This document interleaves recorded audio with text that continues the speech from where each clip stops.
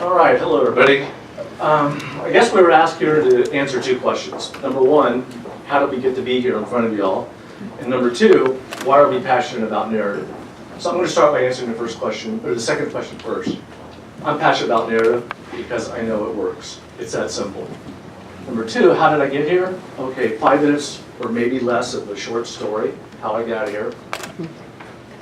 I have a special operations background, and I spent much of the last 10, 12 years doing stuff for the U.S. Special Operations Command for a task force in country.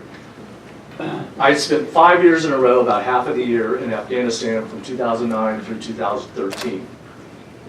Point number one, first time around, I used all the traditional I.O. methods and all the synchronization and all the doctrine stuff, plus a little ingenuity, and had some success.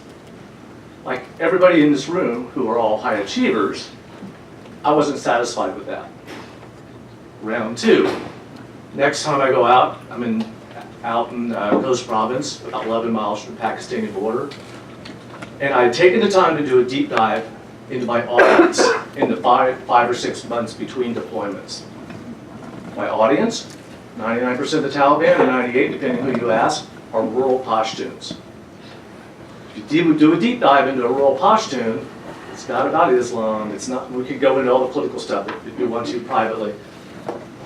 A rural Pashtun's identity is expressed through Pashtunwali, the way of the Pashtun. It's everything about who they are. So I figured, okay, that's who they are. How do I get their attention? How do I hold their attention? How do I get ahead of what my boss wants me to do for him? At the end of the day, you could call it I.O., you could call it Sci, you could call it whatever you want to call it. We influence for a living. So I've been telling stories for influence since the winter of 2010. It wasn't until 5 years later, as I met Dr. Munn, and we started narrative strategy, or she started narrative strategies, I found out I was in narrative. What the heck? And now she's taken an old soldier, and she's taught me a little bit of the art and science of narrative.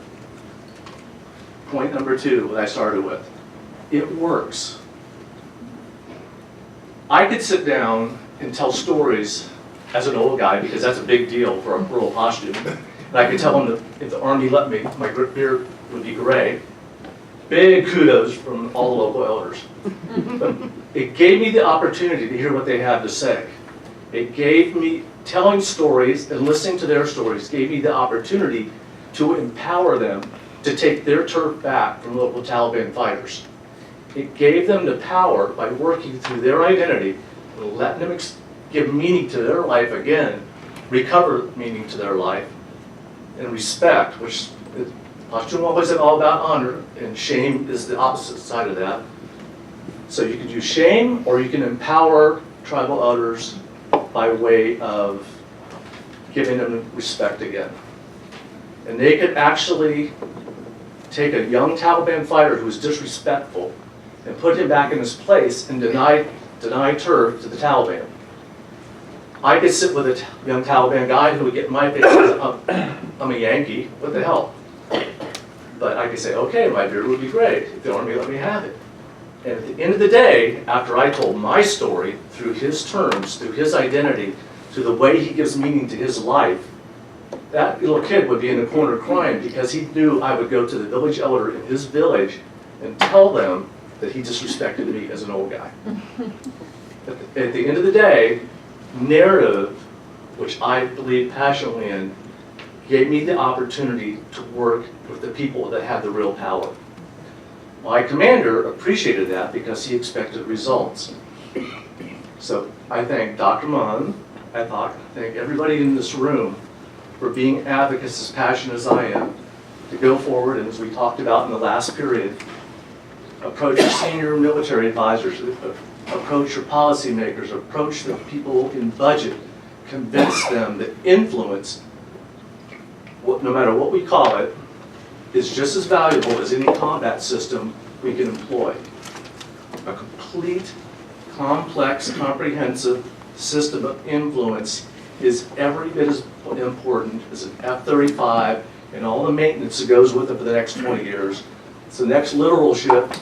I probably didn't pronounce that right, so I apologize. All right. Or the next satellite. They're all important, but we've got to get in our our piece of the pie too. Because we're not going to stand up one army on the side of a field any longer and have a fight with the guys on the other side. We're in an influence fight 90% of what we do from now on. Anyway, thank you very much.